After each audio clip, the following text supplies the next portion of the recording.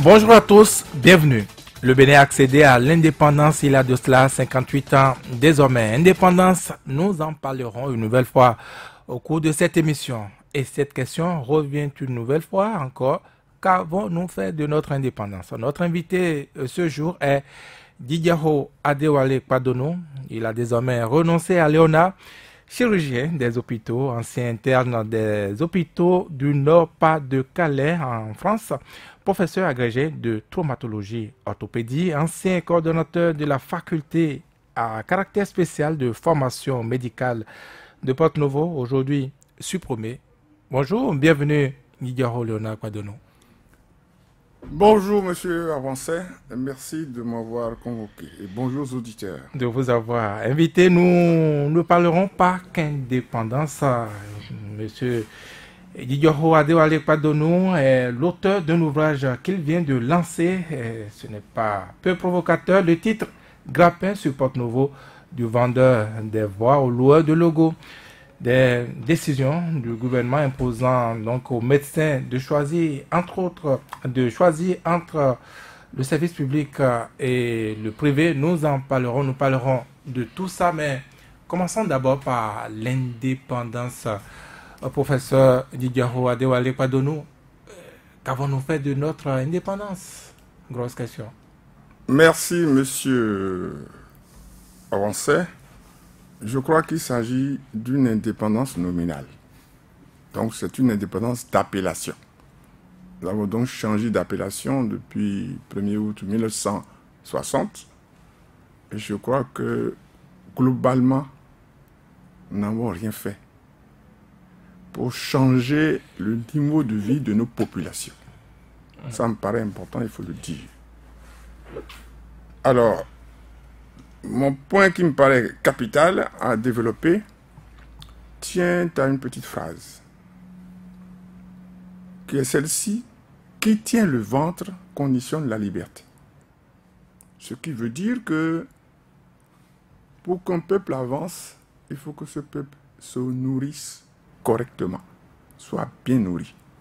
Je ne suis pas sûr qu'aujourd'hui, tous les enfants du Bénin puissent avoir 3 repas par jour et des repas, je dirais, quantitativement et qualitativement suffisants.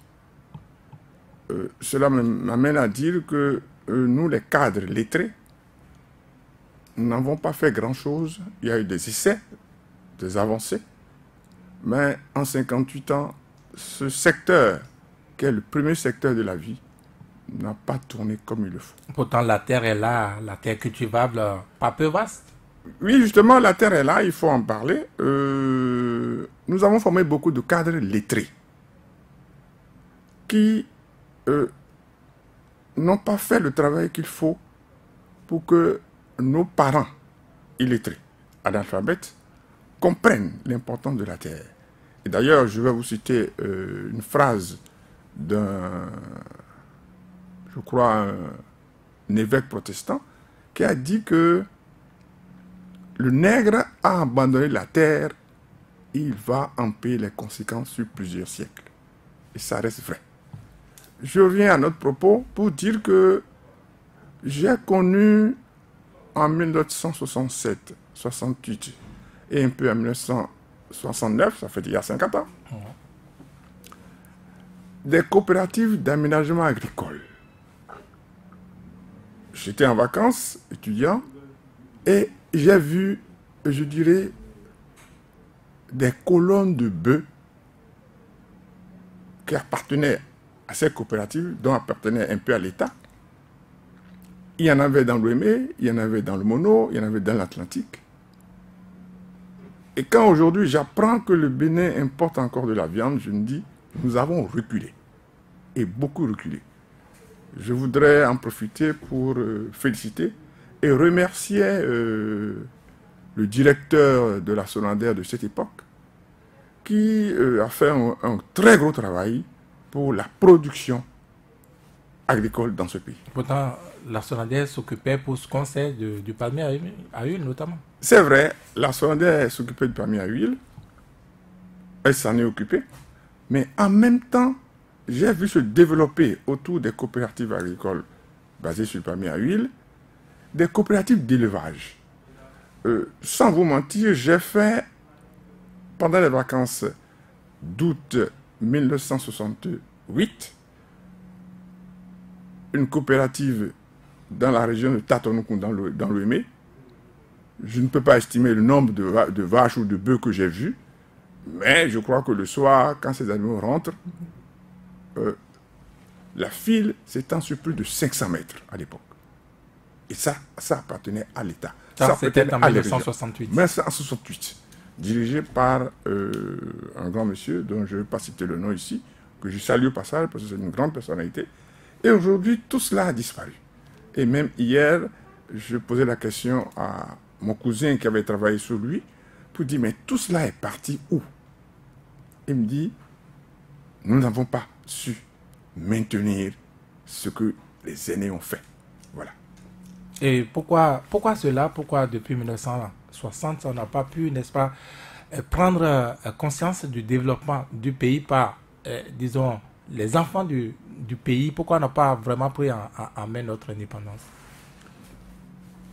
Je dirais que nous, les cadres lettrés, j'insiste là-dessus, et c'est à partir de nous qu'il y a ceux qui prennent le pouvoir,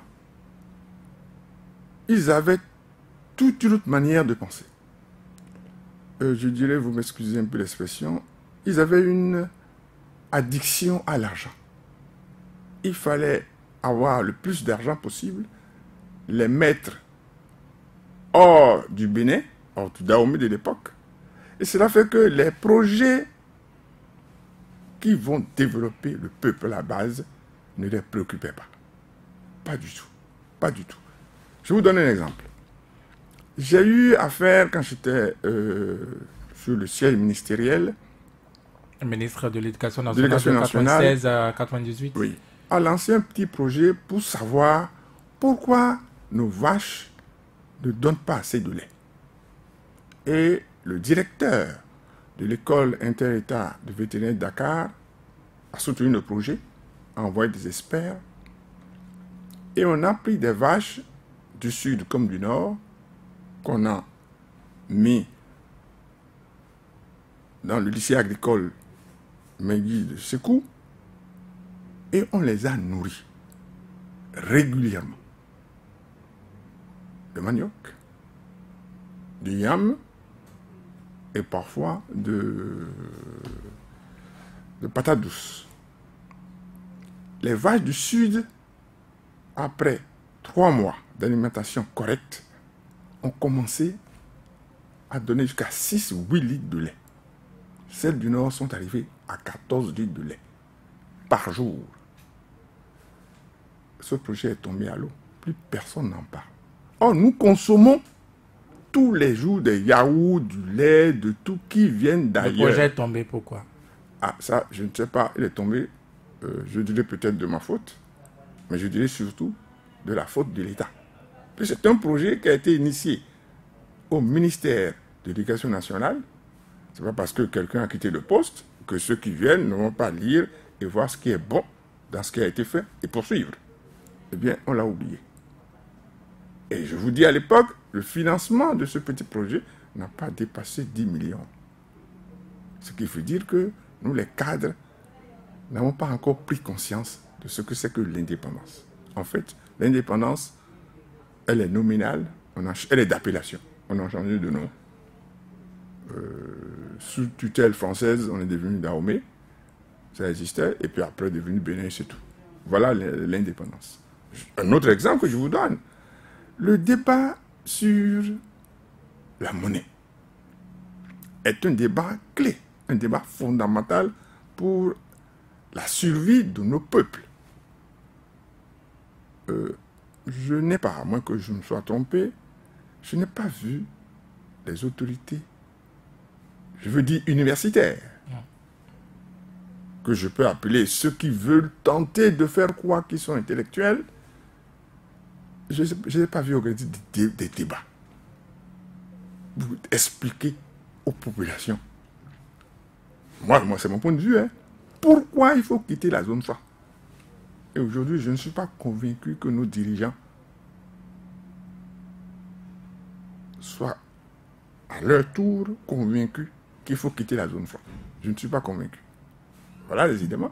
Tant que nous serons dans ce circuit-là, de quoi voulez-vous qu'on fasse notre pays? Ça ne peut pas se développer. En fait, la dépendance est une chaîne qui nous entoure et pour vous, cette chaîne n'est pas encore brisée. C'est une chaîne qui nous entoure que nous pouvons briser par de petits exemples. Je prends le cas, j'ai vu ça récemment, au Burkina Faso, il a été décidé que toutes les autorités doivent doivent se vêtir de leur tissu de façon. Je crois qu'on produit du coton au Bénin. Si on décide de dire voilà comment nous allons nous habiller au Bénin, ça va choquer des gens ne seront pas d'accord, mais ça va déclencher, une prise de conscience. Deuxièmement, des avantages économiques qui permettent à notre peuple de comprendre que ce n'est pas l'habillement du blanc à Paris qui est le meilleur, pas du tout. Et vous allez dans nos villages aujourd'hui, la première tendance de quiconque arrive au niveau 4e, même avant, et les religions l'aident, c'est de porter la cravate. La cravate. Est-ce que c'est notre tenue? Je ne crois pas. Donc voilà quelques petits éléments qui prouvent que nous ne sommes pas encore indépendants et que nous n'avons pas fait de notre indépendance ce qu'il faut en faire. Alors, quand vous écoutez, ce ne sont pas des initiatives qui ont manqué, mais pourquoi on ne réfléchit pas aux échecs de ces initiatives? Je crois que je vous l'ai dit, pourquoi on ne réfléchit pas? Chacun réfléchit à son niveau. Et nous sommes un pays à 95% d'analphabètes. 95, avez-vous dit? Ah oui, dans le je taux pense. officiel, c'est bien en ça. Oh, ça c'est ce qui se dit sur les statistiques pour avoir des projets ou des dons. Je ne crois pas. Pour avoir fait 26 mois au poste, je crois que l'analphabétisme a encore de longs jours chez nous. Alors, ce sont les cadres qui doivent, à travers leurs réflexions, revenir au niveau de leurs parents et leur expliquer voilà ce que c'est que le développement. Est-ce qu'eux-mêmes, ils comprennent les cadres? Je pense qu'il y en a qui comprennent. Et je pense même que beaucoup comprennent. Mais à cause de leurs intérêts. Et c'est pour ça que je dis que nous avons une addiction à l'argent. L'argent facile. Et ça a conduit beaucoup de cadres à oublier d'où ils viennent et à travailler pour que leur peuple, pour que leur population relève la tête et regarde le soleil. Voilà. Et ça a commencé quand, cette addiction à l'argent? Je crois qu'elle devait exister un tout petit peu, certainement, dans les années 60. Elle devait exister. La bourrasque rouge, je veux dire la révolution du général Kérékou, je pense qu'elle devait exister aussi en douce, cachée, mais selon moi, elle a surtout commencé à partir de 1989, où la distribution de billets de 5 000, 10 000 à travers les rues, la distribution de sacs de riz et de sacs de sel a tout fait d'indiquer à nos parents qu'il y a une voie plus facile pour acquérir les biens de subsistance. Et ça, cela a perverti tout de suite la notion du travail pour le développement. En fait, c'est le renouveau démocratique qui a accentué donc cette addiction à l'argent facile. Je crois, absolument. Absolument. Je crois que c'est le renouveau démocratique. Et tant qu'il y a cette manière de faire, je ne sais pas si nous allons pouvoir changer. Parce que je prends le cas concernant le franc CFA. Le Bénin, pour ma part, est un pays, je dirais, carrefour. Et un pays que je vais appeler un pays clé. Moi, personnellement, je ne vous cache pas que je suis favorable à ce qu'on change de monnaie. Et j'ai discuté avec beaucoup d'économistes qui disent, nous sommes d'accord. Qu'est-ce qui va se passer? Et moi, je ne suis pas économiste, mais je leur ai répondu, le Nigeria que nous avons à côté est un marché énorme, est une puissance. Et je sais que ce que la France investit au Nigeria, dépasse de loin tout ce qu'elle investit, la France, dans nos pays francophones. Des pays de l'UEMOA, vous voulez dire? De l'UEMOA ou de la CEDEAO, je sais pas, tous les pays francophones d'Afrique. Il n'y a pas une machine ou un appareil qui sort à Paris aujourd'hui et que tu n'as pas au Nigeria le lendemain. Il n'y en a pas. Je l'ai vérifié plusieurs fois. Et je pense que, ce n'est pas ma solution, je ne suis pas spécialiste, si le Bénin faisait le déclic de dire j'indexe ma monnaie sur le Nigeria, ça va provoquer, bien sûr, qu'est-ce que ceux qui vont en souffrir? Ça va être nous les lettrés. Notre facilité, ça va durer un certain temps. Et après, ça va se stabiliser. Mais le peuple à la base, aller un peu dans les campagnes jusqu'au nord, jusqu'au nord, les gens emploient le Naira sur le territoire béninois. Oui, j'ai été à Parakou, à Kika, vérifier. J'ai été vers Malanville, j'ai vu. Donc le peuple à la base n'a pas notre problème. C'est nous les cadres qui avons peur de créer le changement positif pour nos populations. Il a cette opinion qui pense que, eh bien, pour une célébration comme la fête de l'indépendance, c'est le moment de poser ces genres de réflexion, ce qui ne se fait pas. Je pense que ces genres de réflexions doivent être conduites dans les centres universitaires.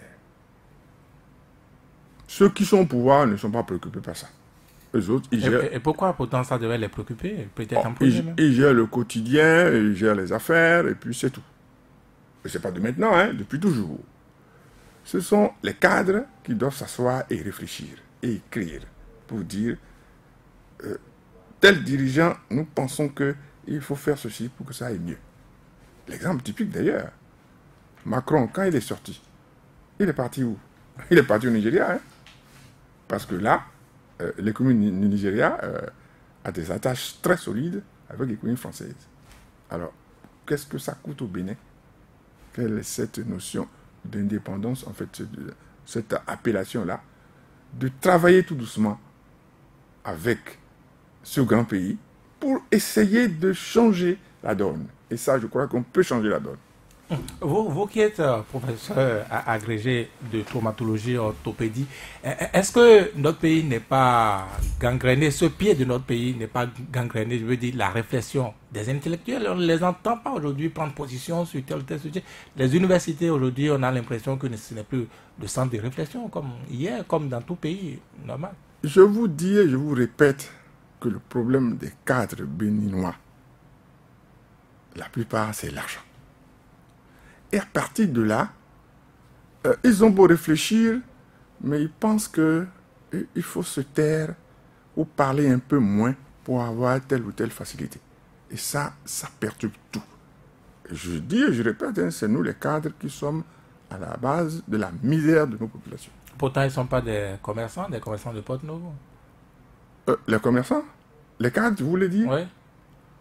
Commerçants de Porto-Novo, il y a des cadres partout. Ils sont tous commerçants partout. Ah ouais, mais avec cet appétit pour de l'argent, c'est plutôt réservé à un domaine précis, donc d'activité, je veux dire. Oh, écoutez, vous m'excusez, hein, je crois que si on veut aller très loin, est-ce qu'on peut prendre le risque de prendre le salaire des cadres, de calculer quelle femme il a, combien d'enfants il a, et de voir en combien de temps il a construit sa maison? On peut facilement... Et on va voir que il a d'autres ressources que les ressources qu'on connaît officiellement. C'est ça le problème. Tout le monde sait, mais personne ne fait rien depuis 1960. Oui, ça c'est le pouvoir d'État. C'est le pouvoir d'État. Je dois vous dire que en dehors de cette lutte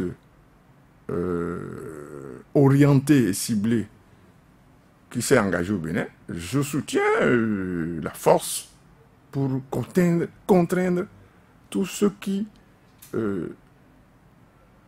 ont pris largement les moyens du pays pour les leurs, je soutiens qu'on leur fasse rendre gorge.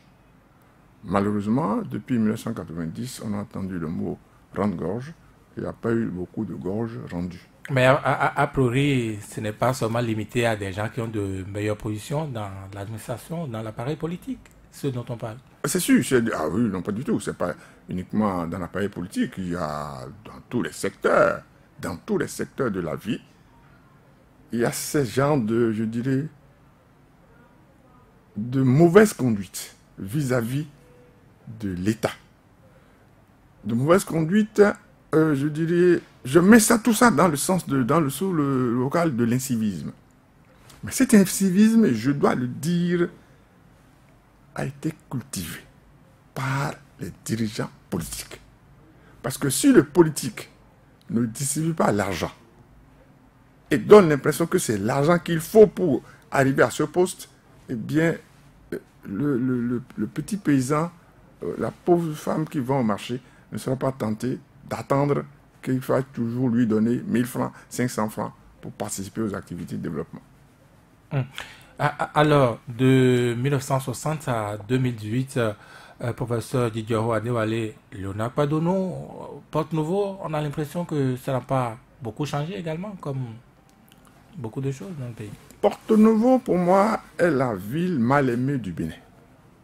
Ah bon? Oui, oui. Carrément. Oui. Ça fait longtemps, parce que je suis de la ville, que je scrute et je regarde ce qui se passe.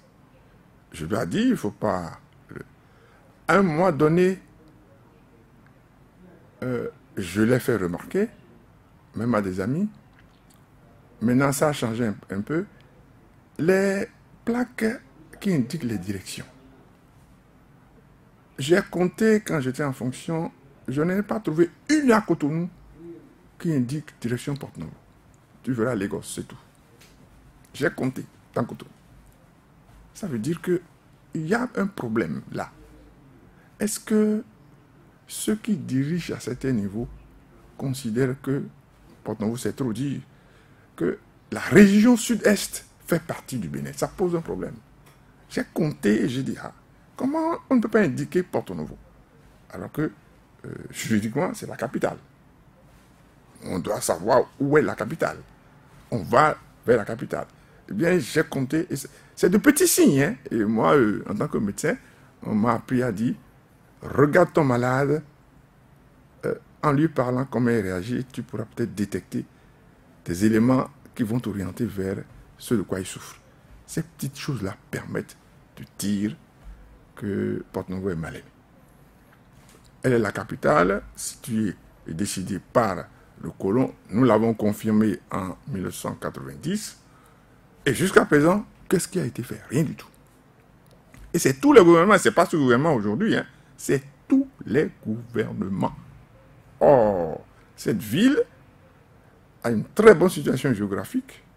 Et ensuite, elle est adossée à une région économiquement forte. Mais pourquoi elle ne se développe pas? Moi, je dirais pour ma part qu'elle a eu la malchance de confier, depuis 1990, bon, ça a commencé tout doucement, hein, de confier son sort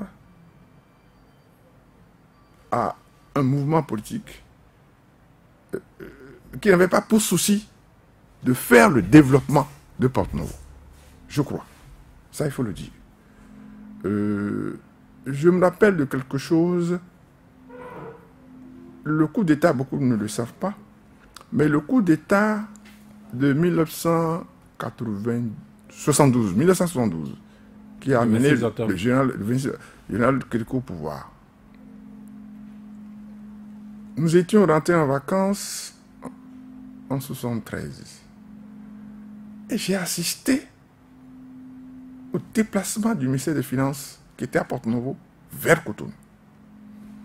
Et je me posais la question de savoir, mais ces officiers qui ont pris le pouvoir, quel était leur problème? Je ne sais pas jusqu'à aujourd'hui. On a déplacé de force, alors que le ministère des Finances tel qu'il est aujourd'hui à Cotonou, bien construit, il y avait juste quelques bâtiments. L'actuel ministère de l'enseignement maternel et primaire, vous voyez comment c'est vaste. Tous les bureaux qu'il y a, c'était le ministère des Finances. On l'a déplacé de force pour l'amener à Cotonou. Pour quelle raison? Je ne sais pas. Donc, il y avait à chaque niveau et par moment des gens qui en voulaient à cette ville ou qui ne voulaient pas que cette ville existe comme capitale. Voilà, je crois que c'est tous ces éléments mêlés qui ont fait de Porto-Novo ce qu'elle est aujourd'hui. Pourtant, vous mettez en cause un mouvement politique. Dites-vous, mais ce mouvement politique, vous l'avez identifié dans les années 90 pour le début de ses activités. Vous parlez là de 72-73. Oui, ça a commencé. Mais je crois que, et si vous lisez mon livre, j'ai parlé du soldat du cheval de Troie. Parce que moi, je crois qu'il y a une conspiration de certains contre la ville de Porto-Novo. Et que le bénéficiaire de ce mouvement arc-en-ciel, je pense, a été nourri, inspiré par des membres de cette conspiration-là, et qu'il est venu, et c'est pour ça que je dis que c'est le soldat du cheval de Troie. Est-ce que ce que vous affirmez n'est peut-être pas gratuit lorsque vous n'avez pas de preuves, vous n'avez pas de preuves de ce que vous affirmez, aussi grave que ça? Ah, vous dites que c'est grave, mais c'est la réalité. Je vous demanderai d'aller dans Porto-Novo et de dire... Oui, mais quel élément avez-vous que celui dont vous parlez a été formé pour venir détruire Porto-Novo? Moi, je crois. Je crois parce que quand on se présente leader d'une région, le minimum, je crois, c'est au moins de défendre les intérêts de la région. Vous pensez qu'il ne le fait pas? Ah, pas du tout, pas du tout, pas du tout. Je prends deux exemples. L'exemple du palmier à huile. Le palmier à huile, à l'époque coloniale, était la richesse du Dahomey et du Bénin. Beaucoup de choses sont faites autour du palmier à huile. Le palmier à huile, quand je présentais le livre, moi je disais que ça donne 3 huiles. Et j'ai vu un ingénieur se lever pour dire, Monsieur Padonou, ne dites pas ça. Du palmier à huile, on peut tirer 101 éléments. Donc aujourd'hui, ça reste encore une richesse. Ça reste encore une richesse. Le palmier à huile n'est pas apparu dans le programme d'action du gouvernement de PAG. Le leader de la région, je ne l'ai pas entendu dire un mot là-dessus. Pas du tout. Et je vous dis honnêtement, pour moi, ce leader, il a un dédain profond pour les populations qui l'ont élu. Il n'est pas au gouvernement. Je crois qu'il y a eu un député du Mono qui a commencé à dire on ne peut pas laisser le palmier à huile tomber. Il est du gouvernement? Non, pas du tout. Il n'est pas du gouvernement. Donc, ce qui développe une région, pourquoi l'a-t-on supprimé? J'apprends aujourd'hui que nous sommes en train de faire un programme spécial pour le palmier à huile, mais je reste convaincu que le palmier à huile est une richesse qui dépasse beaucoup d'autres cultures de rente. Deuxième exemple. Deuxième exemple, c'est l'exemple du ministère de la Justice. Officiellement, Porto-Novo est la capitale. Et en 2008, sous l'Ancien Régime, un ministre, je crois que j'ai laissé la lettre dans le document, je crois que je vais appeler son nom, je crois que c'est le ministre Kassa, je crois, a écrit une lettre à la préfecture de Lomé, au maire de Porto-Novo pour dire les fonds que la CEE a alloués au Bénin dans le cadre de la justice, je peux disposer... L'Union européenne.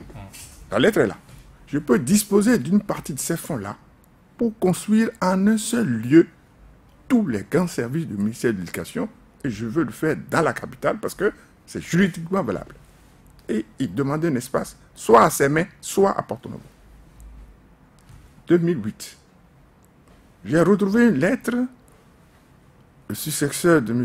Kassa a été le ministre Tokpanou, le professeur Tokpanou, qui a écrit une lettre, je crois en 2009, pour relancer. Nous, notre petite association n'a été au courant de cette lettre-là. L'association laquelle? Task Force. Qu'en 2011. Et on a bousculé. Nous sommes partis voir le maire. On dit, mais c'est pas possible. Pourquoi depuis tant vous attendez tout ça? Vous savez ce qui nous est revenu après? Et quel maire? C'était l'ancien maire aussi. Moukaram. Monsieur très brave. Eh bien, nous est revenu que le président n'était pas au courant. Quel président? Ah, je ne sais pas. Le président de la République de Porto-Novo et de l'OME. Le président n'était pas au courant. Il n'était pas au courant de quoi? De ce projet-là.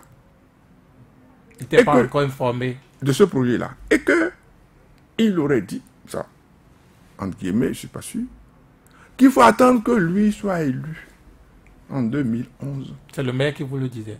C'est pas le maire. Je ne vais pas le dire officiellement. Les gens qui entourent le maire. Je dis, mais ça, vous êtes des cadres. En termes corrects, ça s'appelle des ragots, ce que vous dites. Oui, des ragots, c'est vrai. Mais la réalité, c'est ça.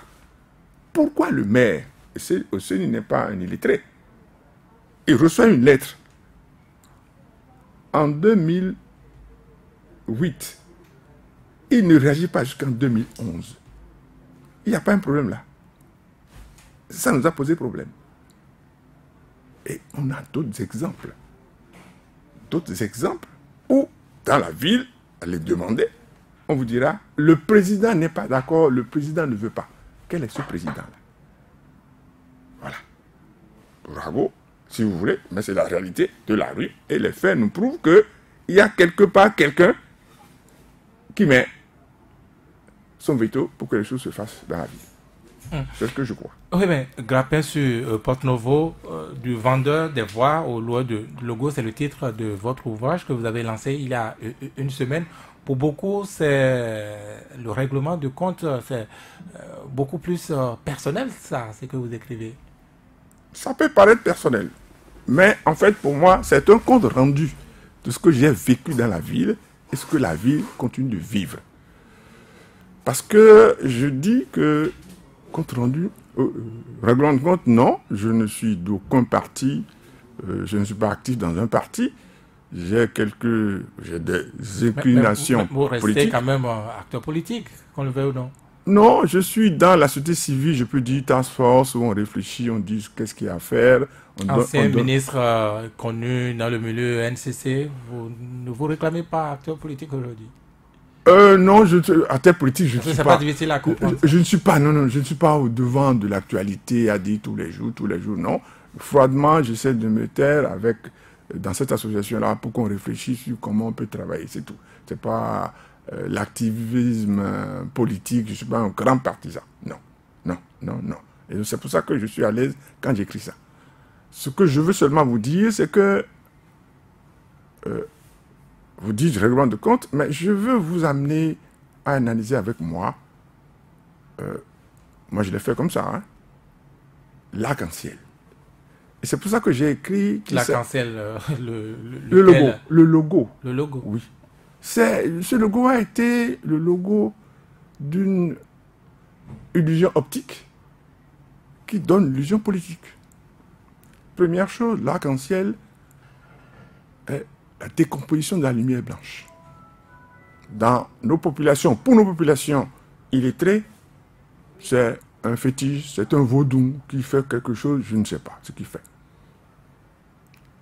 Il a fallu que j'invite quelques féticheurs chez moi, que je prenne un gros morceau de glace et que j'y envoie la lumière blanche et que derrière, ils voient les couleurs de l'arc-en-ciel pour qu'ils se rendent que, ce fétiche-là, ce n'est pas un fétiche, pour qu'ils comprennent. Et ça existe encore. Première illusion. Et premier refus d'ouvrir les yeux à son peuple, au peuple qu'on dirige.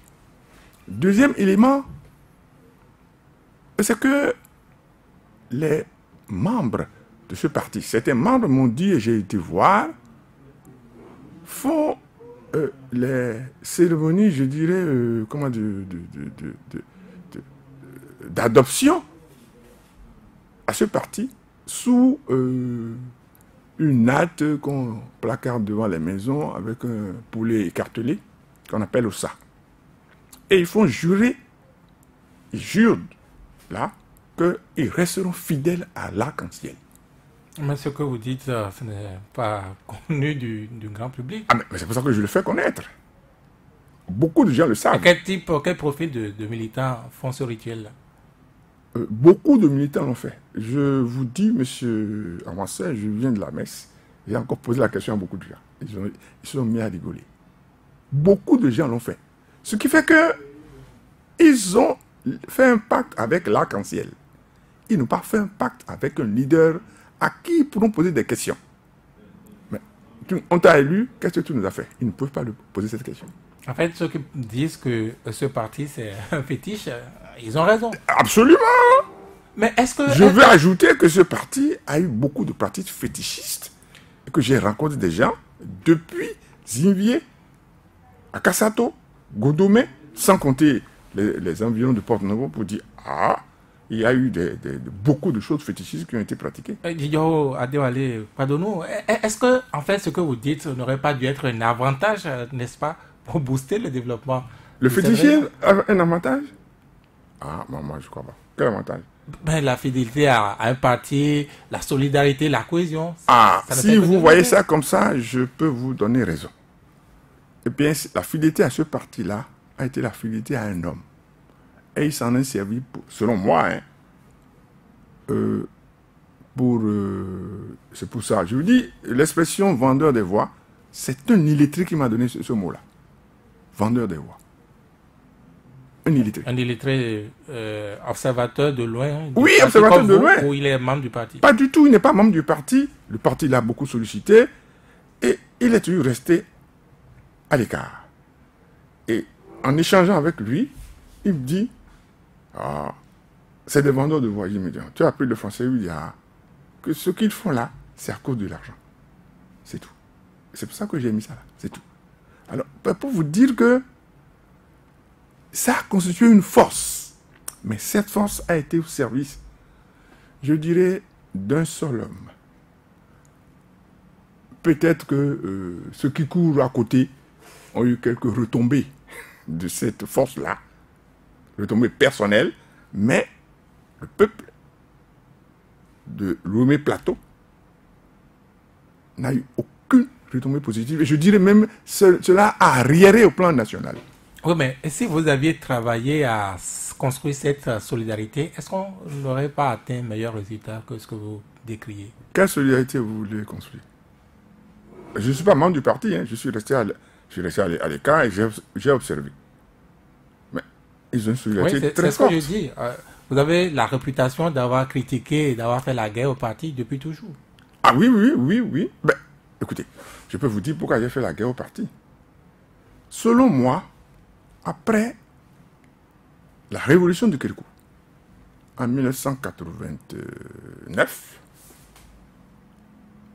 il est apparu un phénomène bizarre à Porte-Novo, puisque à l'époque, pendant la révolution, on élisait les gens membres du comité révolutionnaire, en tout cas, il n'y avait pas de distribution d'argent.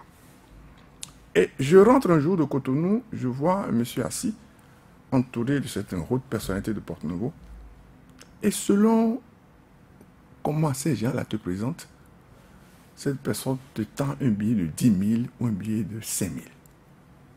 Je me suis dit, mais ça là, mais il va faire ça jusqu'à quand? Voilà le début de la pollution financière. Voilà le début de la préparation à l'addiction à l'argent. Ça, je l'ai vécu. Et tous ceux qui ont vécu ça aujourd'hui, ils se disent, ah, on aurait pu ne pas prendre l'argent parce qu'on ne nous a rien fait dans la vie et dans l'OME. Je vais vous dire, j'ai rencontré hier soir, après savoir ce livre est sorti, un jeune homme qui est aujourd'hui parti à Koubé-Mati, dit aujourd'hui, il me disait qu'il transportait des sacs remplis d'argent de chez le dirigeant et allant vers le domicile d'un autre sous-fifre. Voilà donc comment ça a circulé. Alors, qu'est-ce que vous voulez obtenir de ce système? C'est un système de transvase. On transvase l'argent à droite, à gauche. Ceux qui s'en servent, s'en servent. Mais qu'est-ce que ça a donné? Moi, je n'ai pas vu dans la région. Voilà. Oui, mais est-ce que je repose la question, cette guerre frontale-là n'aura pas fait que empirer les choses? Et il n'y a pas eu de guerre frontale. Moi, je raconte ce que j'ai vu de l'extérieur dans un parti. Guerre frontale, je dirais, c'est une guerre que je trouve doit être saine, c'est tout. C'est des points de vue différents que nous devons défendre. Et quand on défend des points de vue différents, celui qui prend le pouvoir ou qui est le plus fort, élu, il exécute ce qu'il a à faire. Pendant ce temps, les autres critiquent. Et avec le temps, il y aura changement, on va critiquer. Mais qu'est-ce que le PND a fait dans la région Oué-Plateau? C'est ça qu'il faut voir depuis 29 ans, bientôt 30 ans. On estime aussi par ailleurs que c'est une guerre de porte-noviens authentique. Vous faites cette part-là d'être le porte-novien à l'authentique, contrairement au leader de ce parti. Oh non, je crois qu'il faut, non. Là, je crois que c'est faux. Je peux vous dire, je ne vais pas appeler son nom. J'ai un ami qui est de l'Antitengu, qui a construit à Porto-Novo, avec qui je discute, qui est aussi engagé que moi pour Porto-Novo. Authentique de Porto-Novo, je ne sais pas ce que vous appelez authentique de Porto-Novo. Porto-Novo a été créé, non. Il y a un peuplement qui est resté là, c'était des Nago Yoruba. Et puis après, les Aladanos sont venus, la ville s'est étendue. Qui est authentique de Porto-Novo? Personne. L'authentique de Porto-Novo, pour moi, c'est celui qui dit « je suis de Porto-Novo », qui a les faveurs de Porto-Novo et qui travaille pour Porto-Novo. Voilà l'authentique. Ceux qui n'ont pas travaillé ne sont donc pas authentiques. Voilà. Quels sont les actes de cette formation politique dans la ville, dans la région, qui trouvent quand même grâce à vos yeux? Tout ne peut pas être mauvais. Les axes. Écoutez, moi je n'en ai pas trouvé. Moi, je n'en ai pas trouvé. À l'absolu? Non, dans l'absolu, je n'en ai pas trouvé. Je n'en ai pas trouvé. Non. Je n'en ai pas trouvé. Parce que j'ai mis dans mon livre de petits exemples qui prouvent qu'on aurait pu faire quelque chose. Je vous donne un autre exemple qui me... Je crois que c'est en 1993-94. Il y a eu le président de l'Assemblée française, Philippe Séguin, qui est arrivé. En 95. C'est en 95, En très 95. bien. Qui est arrivé. Et n'étant pas du parti, j'ai dit quand même, il vient à Porto-Novo, je vais faire partie de ceux qui vont organiser sa réception. J'y étais. On m'a même confié la disposition des gens depuis le pont de Porto-Novo jusqu'à la place Bayol. Le gouvernement vous l'a confié? Non, ce n'est pas le gouvernement, ça a été fait par le PRD. Et j'ai dit, je vais travailler avec vous parce que Porto-Novo m'intéresse. C'est tout. Eh bien, j'ai fait ce travail avec eux. Philippe Séguin était venu avec une délégation et les membres de cette délégation ont visité la ville. Et ils ont trouvé qu'il y avait, je dirais, des exutoires naturels où on peut faire des fleurs. Derrière Canevia, il y a un espace là où l'eau s'accumule. À Ronvier, à Donouquin, ils ont fait le tour. Et j'étais à la réunion quand ils ont rendu compte en disant « Monsieur Philippe Séguin est maire de la ville de Grasse. On fait les parfums. Nous voulons initier avec vous un projet pour faire des fleurs à Porto-Novo. Beaucoup de fleurs à Porto-Novo. Et à partir de là, nous allons vous aider à créer une petite entreprise de parfumerie. » Ça, j'étais là. On n'a jamais eu ça. Pourquoi? Ah, je ne sais pas. Et j'ai lu récemment... Ah ben, comment vous ne savez pas vous attribuer la cause, la responsabilité de cet échec à quelqu'un? Mais à un groupe, mais c'est eux, c'est leur invité. C'est leur invité. C'est eux qui étaient à la manette.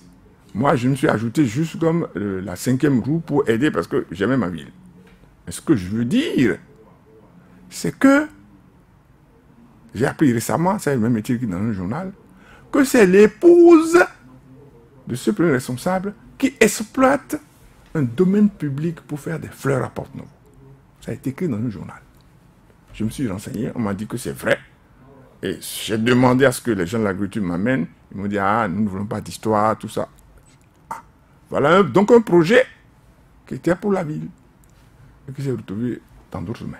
Bon, vous pouvez dire que je n'ai pas de preuve, mais la preuve est là que ceux qui vendent les fleurs aujourd'hui sont d'un certain milieu. Non, ça, je peux vous demander, c'est où le domaine de... C'est pas compliqué. Allez au jardin botanique de Porte-Novo, devant, si vous connaissez l'évêché, vous dépassez l'évêché.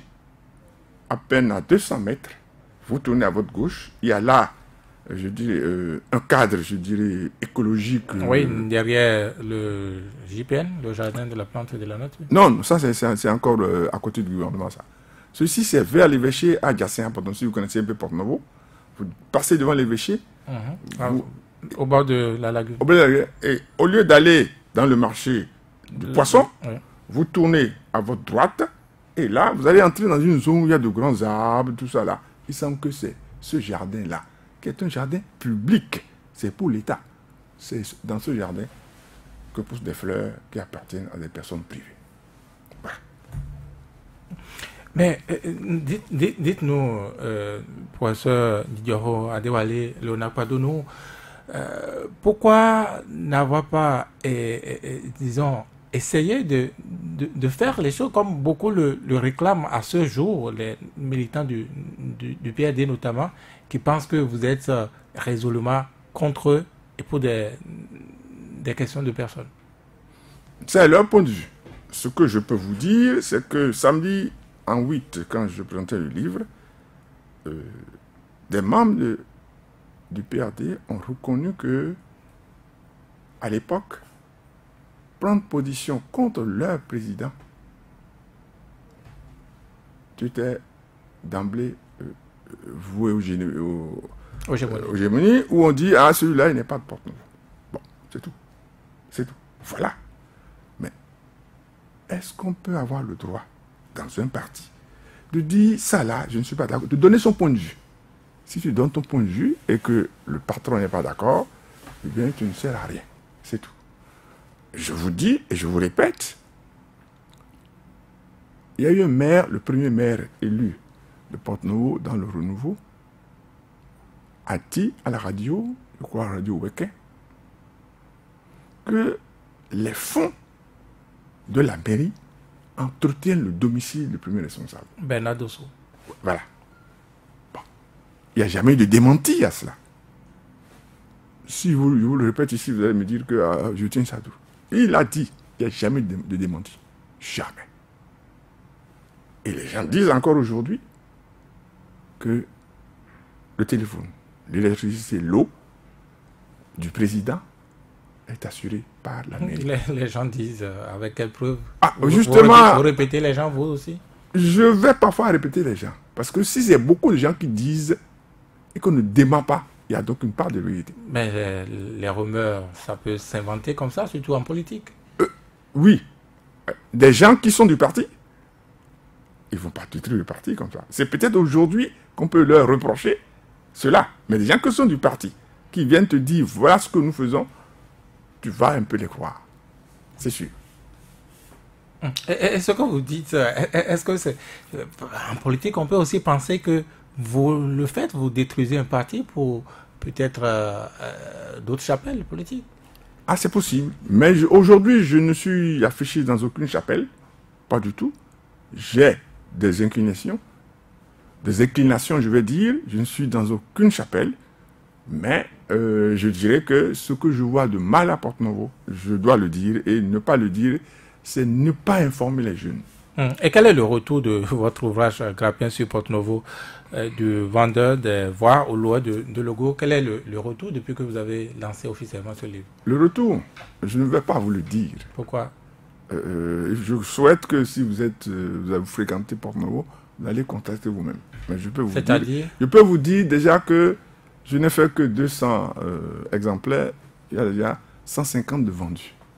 Bon. Ça se vend comme de petits pains. Absolument. Je peux vous dire que déjà, on m'a téléphoné du Canada pour me dire que je t'autorise à ce qu'on mette ça en ligne. J'ai dit, ah, je ne veux pas d'histoire, je ne sais pas comment ça va se faire. Mais avant même que ce petit opuscule ne sorte, les premières personnes qui ont eu ça ont ventilé ça au Canada, aux Béninois qui sont là-bas, et même à Paris. Parlons d'autre chose. Allons-y. Eh bien, le gouvernement a pris cette décision, n'est-ce pas, de choisir entre le public ou le privé quand vous êtes médecin ou vous êtes autre agent de santé publique. Quel est votre avis sur le sujet? Ah, je dois être direct. Mon avis, c'est une décision que j'approuve d'emblée. Ah oui? Oui. Parce que je crois que les collègues ont dépassé les bornes. Les collègues ont dépassé les bornes. Donc, il faut remettre la pendule à l'heure. Donc, l'état des lieux tel que peint par le gouvernement, vous l'épousez entièrement. Le diagnostic est normal. Ah oui, absolument. Absolument. Ah oui, le diagnostic qui est fait là, la décision qui est prise est juste. Mais cette décision doit avoir des accompagnements. D'abord, parlons des conséquences possibles de cette décision. Si ça devait être appliqué au 1er septembre prochain, comme c'est annoncé. Moi, je souhaite qu'elle soit appliquée. Absolument. Je souhaite qu'elle soit appliquée pour qu'on voit les conséquences. Quelles conséquences il peut y avoir? Ceux qui ont les moyens de rester dans le privé vont rester en privé. Les autres vont rester dans le public. Et par rapport à ça, le gouvernement va faire des aménagements. Et je dis qu'il faut garder à la santé la notion qu'il s'agit d'une profession libérale. Donc, quand le médecin a fait ses heures normales pour l'État, il faut que l'État comprenne qu'il a le droit d'être libre et il y a aussi le droit qu'on l'invite quelque part pour rendre service. Parce que la décision semble être à faire exception momentanément pour les anesthésistes. Il y a beaucoup de spécialistes qui vont poser problème. Ce que je crois qu'il faut faire, c'est qu'il faut retourner. Et c'est bizarre, nous ne sommes pas développés, je reviens là-dessus, parce qu'il y avait des choses qui se faisaient qui maintenaient le médecin à l'hôpital. Je me rappelle, en 1968, j'étais étudiant en 3e année, je crois, je vivais en vacances et je faisais stage à Porte-Novo. Les médecins qui étaient là consultaient jusqu'à 20 heures parfois. Je peux donner 2 noms, le docteur Akinocho de l'époque et le docteur Bankole. Et même le chirurgien Nyaoui à l'époque, voilà. Ils travaillaient jusqu'à 20 heures. Pourquoi? Parce que dans les 20% que paient les fonctionnaires pour l'hôpital, en plus des consultations du tout venant, la direction de l'hôpital calculait le nombre de consultants et à la fin du mois, payait cash les médecins. Reversait une partie aux médecins. Automatiquement. Et je me rappelle, j'étais en 3e année de médecine, le docteur Akinocho m'a dit, je touche à peine mon salaire, parce que ce que je prends à l'hôpital, du coup, il ne faisait plus de privé. Il était à l'hôpital. Les gens en profitent, il est à l'hôpital. Le docteur Nyaoui, chirurgien, qui a été mon formateur, c'était ça. Il faut que l'État revienne à ça. Si l'État ne paie pas les prestataires, il ne peut pas attendre le résultat. Ça, c'est très important. En attendant ce genre d'accompagnement, comment gérer cette conséquence, l'hémorragie possible si vraiment les gens désertent le secteur public? Je pense que l'hémorragie n'aura pas lieu. Ah bon? Oui, je pense qu'elle n'aura pas lieu. Mais ce qui va avoir lieu, je peux arriver à être à l'hôpital et ne pas travailler. C'est encore plus grave. Ah oui.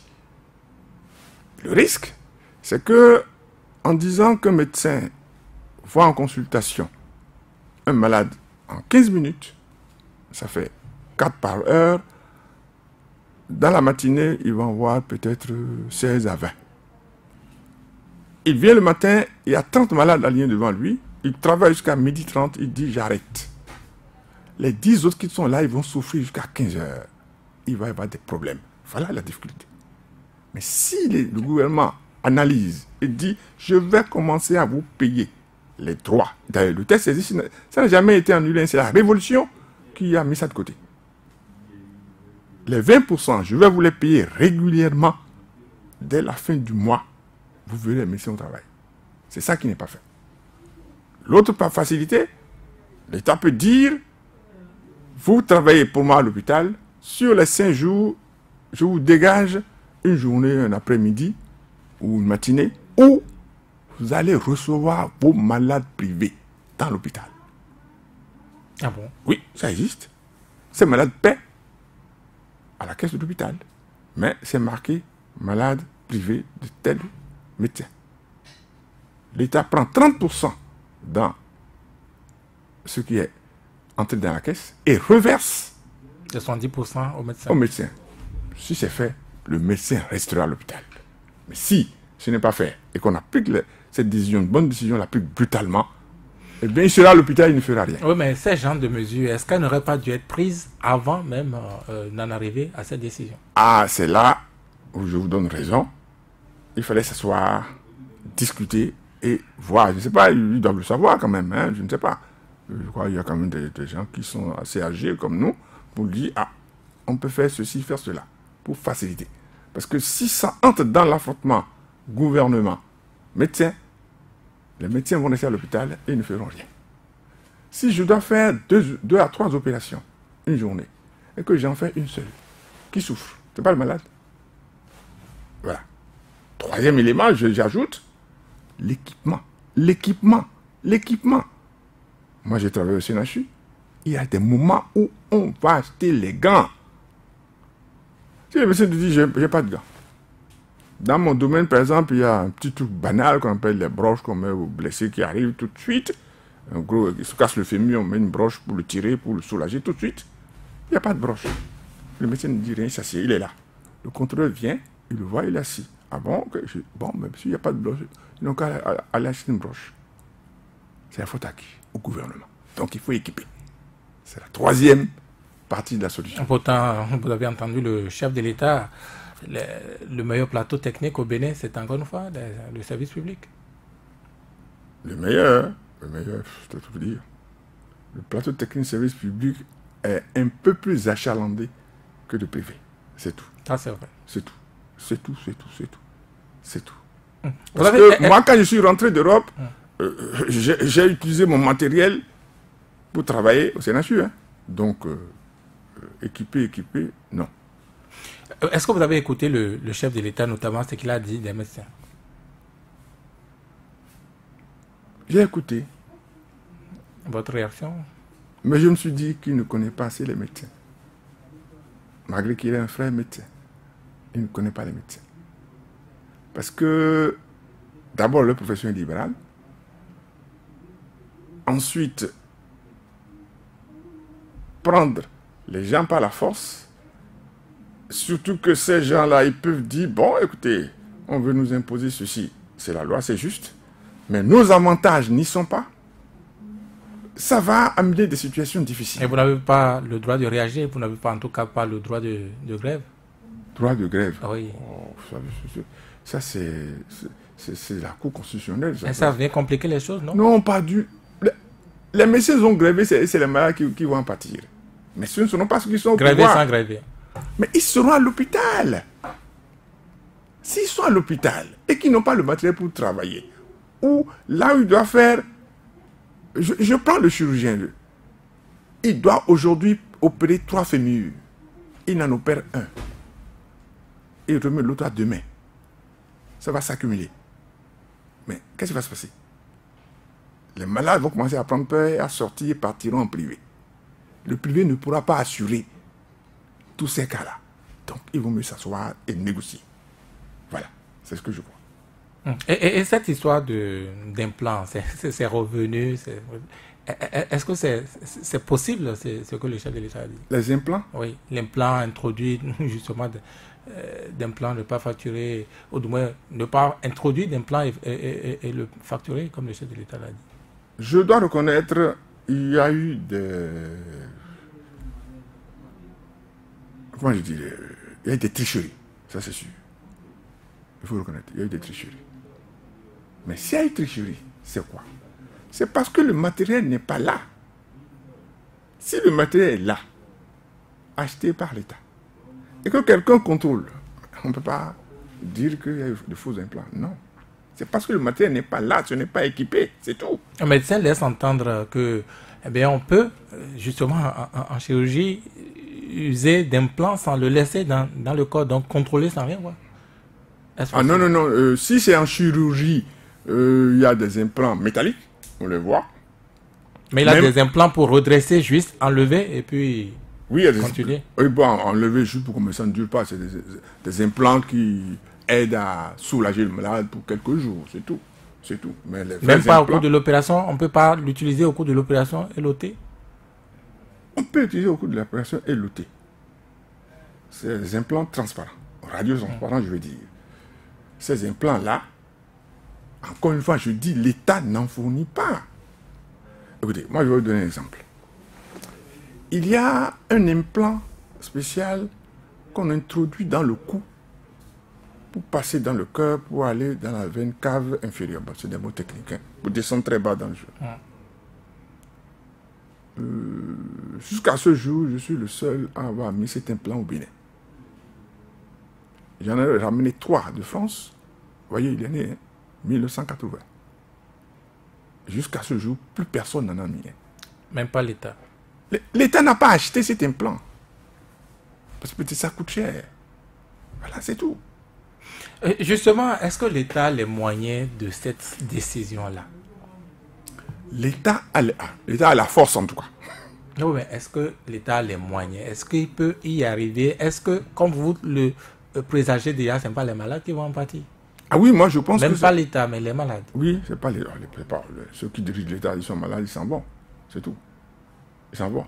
Mais c'est les malades. Et moi, mon problème, c'est quand je vois des gens aller en guerre, oui, on va contrôler. On va contrôler. Ok. Quand le type va faire ses 40 heures légales, qu'est-ce que vous allez contrôler? C'est-à-dire quand il va passer 40 heures à l'hôpital. Il vient 8h, 12h30, 15h, 18h30, il fait ça jusqu'à vendredi, il s'arrête. Dites-vous, légalement, les gardes doivent être payés. Parce que quand ils prennent les gardes, l'administrateur de garde est payé. Les médecins m'ont demandé, nous voulons être payés cash. C'est là le problème. Est-ce qu'ils vont le faire? C'est ça. Donc, il faut mettre là les avantages auxquels les médecins ont droit. Il faut donner les avantages avant d'imposer quelque chose. C'est tout. Autant je suis d'accord sur ce point-là, autant je dis qu'il faut mettre des avantages, il faut créer les facilités pour que ce métier garde son caractère libéral. Nous allons à présent laisser les auditeurs poser leurs questions. 64 44 02 44 ou le 66 75 72 72. Ce sont les 2 numéros pour nous joindre. Nous avons déjà notre tout premier auditeur de la journée. Bonjour. Oui, Jean Tonton, il est là. Bonjour le plateau, bonjour Virgile. Salut à ton invité. Bonjour. Bonjour. Bonjour professeur Adéwalé Gideon Léonard Padonou. Bonjour. Professeur, peu après le drame survenu au marché d'Antopa le samedi 31 octobre 2015, vous avez, dans un entretien que vous avez bien voulu accorder au quotidien La Fraternité le vendredi 6 novembre 2015, pour être plus précis, exprimé au micro du Karim Oscar Anorin les mots sur lesquels il serait fastidieux de revenir ici, qui entravent le développement de notre pays depuis 1960. Vous les avez encore appelés tout à l'heure.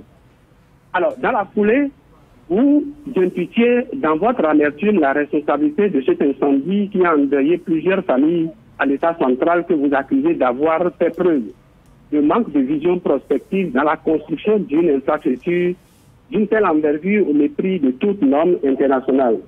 Le 16 avril 2018, il se répétita quand les flammes dévastatrices ont embrasé à nouveau dans leur furie des apatanes et autres installations sur les mêmes lieux. Dans un réquisitoire sans appel, vous êtes allé jusqu'à fustiger les réactions de nos acteurs politiques sur fond de pré-campagne électorale à l'époque en qualifiant d'incantations politiciennes leurs attitudes qui consistent à surfer sur le malheur de ces nombreuses victimes sous le choc. Dans ce tableau sombre qui n'a pas été tendre envers les chefs d'État qui se sont succédés au sommet de l'État, vous avez réservé une place de choix au général Mathieu Kérékou, paix à son âme, qui selon vos propres termes est un homme rare. Première question. Je voudrais que vous nous disiez à l'instant les vraies raisons qui font que vous éleviez le général d'un cran au-dessus des autres, lorsqu'on sait qu'en matière de gouvernance, dans la période concernée, Mathieu Kérékou détient la palme d'or. Deuxième question. Dans votre mot de clôture, vous n'avez pas oublié de peindre du moins le portrait robot du successeur de Boni Yayi pour dire un peu les critères remplis pour que nous changions de paradigme. Après plus de 2 ans de gestion essentiellement marquée par des réformes courageuses de Patrice Talon, qui a fini par séduire bien des concitoyens ayant combattu son avènement à la magistrature suprême, dites-nous, professeur, si les Béninois peuvent-ils se frotter les mains d'avoir trouvé enfin l'homme providentiel devant conduire le navire du développement pour combler l'attente de cette élite dont vous incarnez les valeurs. Pour finir, en revenant sur certains projets que l'État a abandonnés, jadis, qui pourraient contribuer à notre indépendance économique, je me demande si vous n'illustrez pas un État commerçant. Je vous remercie. Bonne journée. Bonne journée à vous, Jean Coton, deuxième auditeur. Bonjour. Monsieur, bonjour. Eugène Iwanyan. Vos questions, s'il vous plaît. Je salue votre invité. Monsieur le professeur, monsieur le ministre, dites-moi. Oui. Pardon? Non, je vous réponds, s'il vous plaît. Merci. D'accord. Que devient votre association Task Force en manque d'oxygène violet, dans le coma ou décédé? Deuxième question. Êtes-vous à jour côté impôt de votre maison? Pourquoi? Parce que, en fait, je voudrais savoir si demain, il y avait un redressement, allez-vous crier à l'acharnement puisque vous taquinez, vous bipez l'arc-en-ciel? Troisième, de par votre livre, hein? Alors, troisième et dernière question, de vous à nous. Je suis sûr qu'actuellement personne ne nous écoute. Nous sommes tous deux seuls. Quelle est cette haine contre l'arc-en-ciel? Vous leur avez demandé quelque chose qu'ils n'ont pas voulu. C'est pour ça que vous écrivez bien. De toute façon, votre livre est intéressant. Bon dimanche. Merci. Troisième auditeur, bonjour. Il est parti. Le troisième, un autre s'installe. Bonjour. Veuillez diminuer le volume de votre poste, s'il vous plaît. Oui. Votre nom? Bon, bonjour, monsieur Vigi. Bonjour. Bonjour, l'invité. Bonjour, monsieur. Bonjour. Timothée Dolico, depuis avant Bozoumé. Allez-y, Timothée. Merci beaucoup. Je suis très content de votre développement, monsieur le ministre. Alors, vous n'êtes pas sans savoir que depuis 1960, le Bénin, de notre temps, continue d'être le Bénin. Et quand on dit le développement, je crois qu'il y a les infrastructures, il y a les écoles, les rues et autres. Mais nous avons constaté qu'au temps de Yayi, le président Yayi, ils ont organisé quelque chose pour développer la ville de Porto-Novo, c'est-à-dire les fêtes de l'indépendance se font de façon rotative. Mais depuis que le président Talon est arrivé, on ne peut que organiser cette fête-là uniquement à Cotonou. Voyez-vous qu'avec cette manière de faire, le développement pourrait véritablement arriver? C'est ma première question. Ma deuxième question est que, selon votre analyse tout à l'heure, vous avez dit certaines choses qui m'ont beaucoup intéressé. Parce que quand on prend peut-être maintenant les palmiers à huile aujourd'hui, vous n'êtes pas sans savoir que c'est le développement surtout de nous les Porto-Noviens. Et il y a des zones aujourd'hui où on détruit là-bas, véritablement, n'est-ce pas, les palmiers à huile. Est-ce qu'avec cette manière de faire, est-ce que c'est le développement ou bien c'est la destruction totale de nos biens qui pourront, n'est-ce pas, nous nourrir? Peut-être chez moi, à Franco Bozoumé. Merci beaucoup, je vous rends l'antenne. Merci. Quatrième auditeur. Quatrième auditeur, bonjour. Allô? Oui, votre nom. Bonjour. Christian Padonou, depuis Porto-Novo. ma première question. Quand on est recruté pour une fonction, on est capable, on a la capacité d'assurer cette fonction. Mais, et on bénéficie du salaire.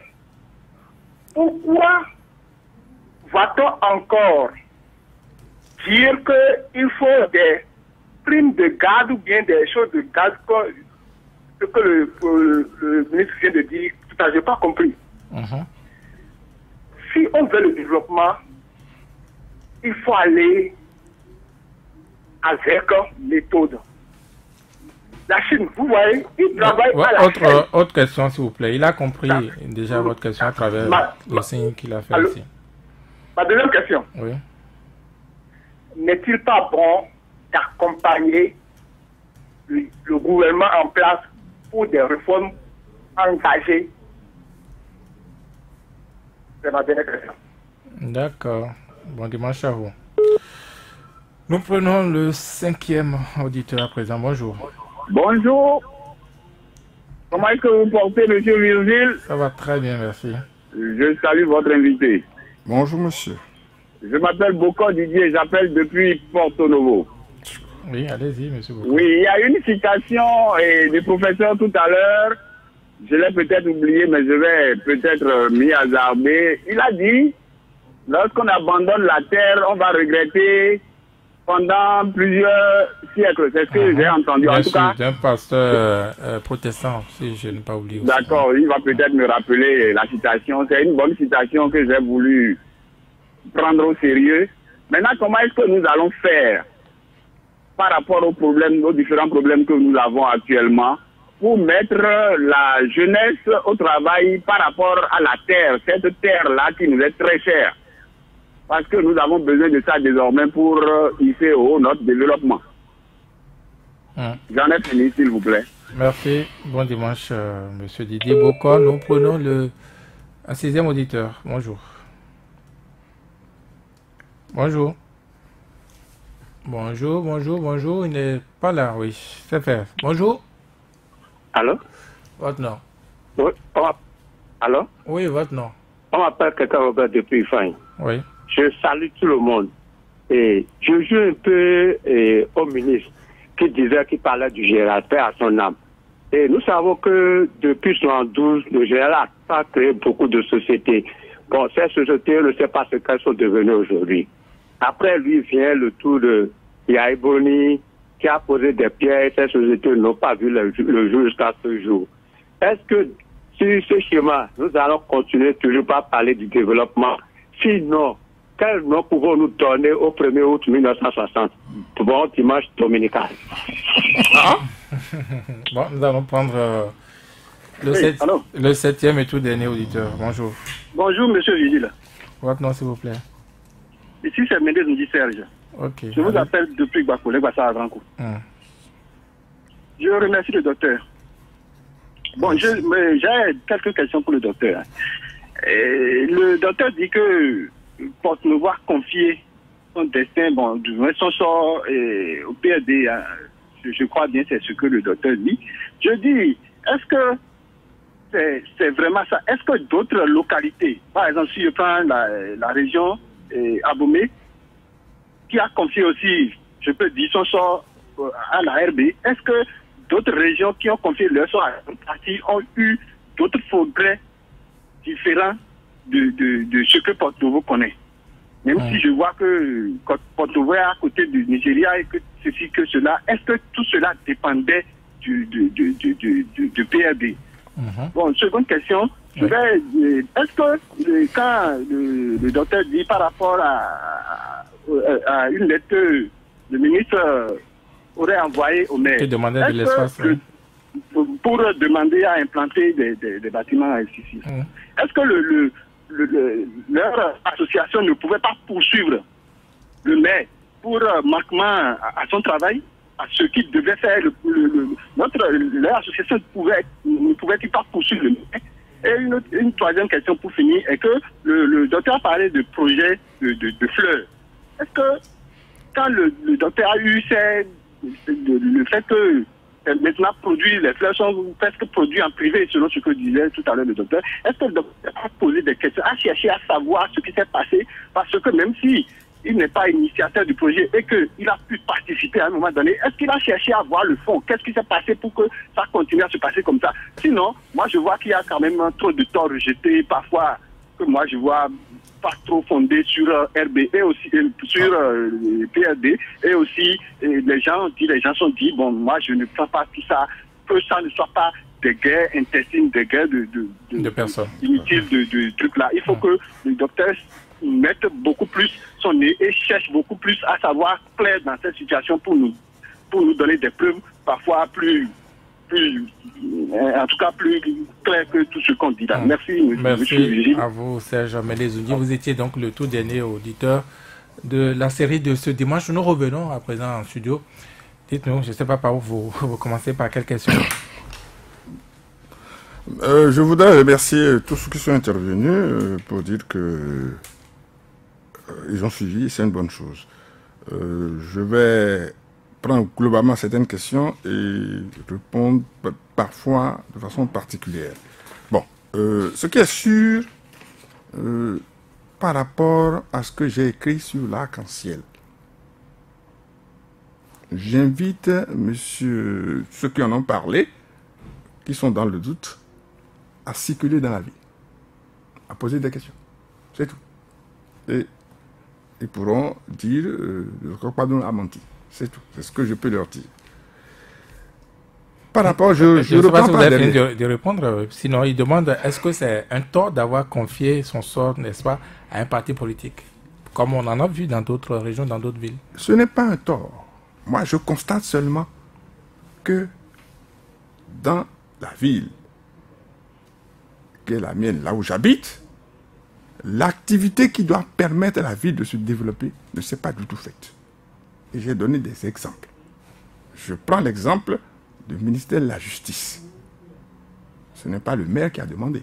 C'est un ministre d'État.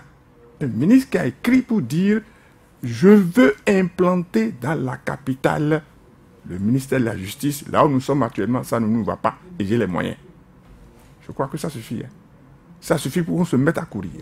Cette lettre date de 2008. Notre association de force est née en 2013, bien après. Mais on se voyait entre copains et quand on a été informé, nous avons couru chez le maire pour dire mais ce dossier traîne ici depuis 2008. Voilà. Donc, par rapport à d'autres villes, non. Il y a des villes qui ont eu des avantages. Chaque ville a son profil. Et donc, moi j'attends dans ma ville qu'il y ait ce qui peut revenir à cette ville. Et quand je ne l'ai pas, je suis en droit de poser des problèmes. Je suis en droit de dire quels sont ceux qui gèrent la ville. Et c'est en posant des questions comme ça que, en remontant, tu finis toujours par buter sur la notion « le président n'a pas dit ». C'est une expression courante à Porte-Nouveau. Le président n'a pas dit. Je laisse ça à la discrétion de chacun. Vous devez aller enquêter pour voir. Je crois que ce problème n'est pas très important. Il faut en parler. Alors, le problème des gardes. M. Padon en a parlé. La loi dit tout fonctionnaire de l'État fait 40 heures. Dans tous les pays du monde, quand tu as su des gardes, soit tu fais 24 heures de garde, on te donne 48 heures ou 72 heures de repos en compensation, ou soit on te paie. Dans le cas des médecins, des tests existent depuis très longtemps qui prévoient de payer les gardes et de les payer même au personnel administratif. J'ai été de garde pendant 36 ans. Et bien souvent, le directeur de l'hôpital ou le CSAE, voilà, vous faites la garde, toi tu as droit à 25 000, il a droit à 25 000, il est payé avant toi. Or c'est toi qui fais la nuit qui opère. Et il est chez lui, il est d'astreinte. Toi tu es à l'hôpital, tu as opéré. Et toi tu n'as pas tes 25 000 francs par mois, mais lui quand on va vérifier, il s'est déjà fait payer. Parce que c'est de l'administration, c'est eux qui payent. Ah oui, c'est l'administration, mais qui a fait le travail? Qui a fait le travail? Qui a soigné le malade? C'est pas pour justifier. Bon, donc il faut revenir à ces choses de façon claire, on va voir que les médecins resteront à l'hôpital. C'est sûr. Je répète que si l'État s'engage à dire au directeur tous les mois, faites le point de ceux qui ont consulté et rétrocédez les 20% comme prévu par les tests, ils feront les médecins à l'hôpital. Mais la question de Christian, pardonnons, c'était aussi de savoir pourquoi payer encore des primes et d'autres émoluments alors que le salaire, le principal, est déjà là. Mais la loi dit, je paie le salaire quand tu fais 40 heures. Je fais plus de 40 heures. Comment est-ce que tu me dédommages? C'est tout. C'est tout. Je fais plus de 40 heures. Comment tu me dédommages? C'est tout. Moi, je dis qu'il y a des chirurgiens, surtout ceux qui sont dans les services d'urgence, les groupes blessés. Quelqu'un a cité les incendies. On le réveille à minuit. Il va rester samedi soir jusqu'à lundi matin. Et vous ne pouvez pas le payer. Le directeur qui est d'astreinte dans cette période est payé. Alors, pourquoi ne pas payer le médecin? Je dis et je répète, il faut revenir à l'orthodoxie et payer les gardes et astreintes aux médecins pour qu'on avance. Pour l'instant, ce n'est pas le cas. La loi existe, mais ce n'est pas appliqué. Ce n'est pas appliqué. Moi, je l'ai vu appliquer quand j'étais étudiant, mais depuis, ce n'est plus appliqué. C'est tout. J'avance pour aller voir M. Poton avec ces 3 questions. J'ai parlé du général Kérékou, il n'y a pas d'homme providentiel. Hein. Non. J'ai dit que Kérékou était pour moi un homme rare parce qu'il avait l'écoute. Il avait l'écoute et je dirais même il avait l'humilité de reconnaître ses torts. Je ne sais pas si j'ai le temps pour raconter une histoire ici. Et j'ai vu qu'il y avait un problème. C'est pour ça que je dis que Kérékou est un homme un peu humble. Et par rapport à ça, il paraît comprendre des choses. Mais les pires atrocités, comme on dit au Bénin, c'est sur lui encore. Ah, c'est sûr. Vous êtes sûr qu'il n'y en a pas eu après ou avant? Vous êtes sûr qu'il n'y en a pas eu après ou avant? La période révolutionnaire avec Segbana et toutes les tortures. Oui, mais les gens qui ont fui de leur maison, ils n'ont pas été menacés. Les gens qui ont fui de leur maison. Ah, les gens qui ont fui de leur maison, menacés par d'autres régimes, et surtout l'ancien régime. Alors, ils n'ont pas été menacés. On parle de torture organisée, donc c'est le seul régime qui a... C'est un régime, mais il ne faut pas... Pris, oui, d'accord, il y en a, oui, c'est le PRPB, l'ouragan rouge, comme je l'appelle. Mais ça ne veut pas dire que l'homme qui a la tête n'a pas quelques qualités. Je ne dis pas qu'il est bon à 100%, hein, mais je dis sur certains plans de la gestion, en tout cas pour le temps que moi j'ai fait avec lui, je dis on aurait pu mieux faire. Voilà. Alors, les réformes actuelles. M. Poton demande si les critères sont réunis pour soutenir les réformes actuelles. Je dis, tout n'est pas mauvais dans ce qui se fait. Mais il faut informer sur ce qui se fait. Et il faut voir ce qui se fait. Ce n'est pas en déclarant qu'on va faire ceci qu'on dit que c'est fait. Non. J'ai été au gouvernement. Quand je signe, je vous donne l'exemple, c'est moi qui ai signé le protocole d'accord du lycée technique de Akodiha. Dans le Mono. Dans le Mono. J'ai quitté le gouvernement. Ce lycée n'a été construit que 5 ans après. Donc, ce n'est pas quand on dit qu'on fait. Non. C'est quand on fait qu'on fait le bilan qu'on dit, moi j'ai fait ceci. Ce n'est pas parce que j'ai signé. C'est parce que j'ai signé, je peux, si vous me permettez, je ne le ferai pas. J'ai toute une liste de projets que j'ai signés ou que j'ai entrepris, que j'ai fait engager quand j'étais ministre. Après, c'est tombé, c'est tout. Donc, je veux dire à M. Poton que, premièrement, je lui ai déjà dit, il n'y a pas d'homme providentiel. Ce que je remarque seulement aujourd'hui par rapport aux réformes, je peux le dire clairement selon moi. Aujourd'hui, il y a un capitaine qui tient le gouvernement sur le bateau. C'est sûr. C'est une bonne chose. C'est une très bonne chose, il faut de l'ordre. Ah oui, moi, je suis chirurgien, il faut la discipline. Le chef a dit. C'est tout. Maintenant, est-ce que ce que le chef a dit est bon? Là, on va en discuter. Est-ce qu'on peut trouver à redire sur ce que le chef a dit? Absolument. absolument, si on ne trouve pas ce que le chef a dit, il y a un problème.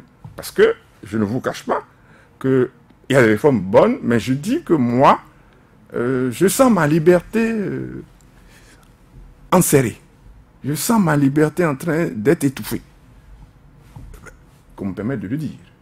Et de dire que je ne suis pas content par rapport à la notion des libertés dans ce pays, c'est clair. J'attends de voir ce qui va se faire. Parce qu'on a annoncé beaucoup de choses. C'est au bilan qu'on va juger. Voilà. Rapidement, les autres questions. Parce que les autres questions, que devient Transforce? Transforce existe toujours. Il travaille, il n'y a pas de problème. Cette association travaille pour voir ce qu'elle peut faire. Elle existe, elle travaille. Mais elle est moins active, tout de même. Je dirais non. C'est pas parce qu'on ne vient pas tout le temps à la radio, à la télé pour faire des communiqués que non, pas du tout. Je réponds que moi, je ne suis pas commerçant, donc en matière de fisc, je n'ai pas de problème. Vous avez une maison, ça aussi, ça mérite des impôts. Je crois que je vais inviter M. Wannion à aller à Porte-Nouveau. Je fais partie des rares Béninois qui paient les impôts de l'année le 2 janvier. Donc, ma maison s'est déjà payée depuis le 2 janvier. Si ça augmente, d'accord. Mais ce que j'ai payé l'année dernière, je l'ai déjà payé. C'est clair. Enfin, si pour aller très vite, le problème du palmier à huile, ça me paraît très important. Le problème du palmier à huile. Je dis, je répète, je n'ai pas trouvé ça dans le PAG. Je dis et je répète que le palmier à huile est une richesse intarissable. D'accord. C'est tout. Eh bien, comment mettre les jeunes au travail, à la terre, au travail de la terre notamment? C'est une affaire de formation. C'est une affaire de formation. Je vous donne un exemple, si vous permettez. Très bref. Quand j'étais au poste, les élèves qui étaient à l'internat au lycée Sékou consommaient les vives PAM. Et j'ai dit ça ne se passera pas. C'est avec 600 000 francs seulement que j'ai fait installer un poulailler et de quoi élever des poules. 3 mois après, ils étaient 120 et quelques. Ils prenaient des omelettes tous les matins et c'est la mère du responsable étudiant qui venait acheter le reste pour vendre ça à l'ADA. Il paraît que c'est pour ça que vous auriez été débarqué du gouvernement. Ah, je sais pas. Bon, parce que j'ai fait ce projet-là. Oui. Ah, vous êtes informé, vous? C'est ce que quelqu'un m'a dit après vous avoir reçu un invité du jour dans la semaine. En tout cas, c'est la fin de cette émission. Monsieur Didioro Adiwale, Léonard Kwadon. Je ne sais pas pourquoi vous n'êtes pas... Pourquoi vous tenez Léonard? Pourquoi vous ne tenez plus? Je n'aime pas vous raconter... C'est votre maman, votre papa qui vous a donné ce... Oui, je ne vais pas vous raconter. Je dis peut-être... Quand j'ai eu le diplôme de chirurgien en 1980. Vous n'aurez pas le temps de raconter. Voilà, merci en tout cas. Merci à tout le monde. C'était un plaisir de vous avoir reçu. Merci beaucoup. Merci à chacun. Merci à tous d'avoir suivi cette émission avec à la technique Georges Poinou. On se retrouve dimanche prochain. Voilà. Merci.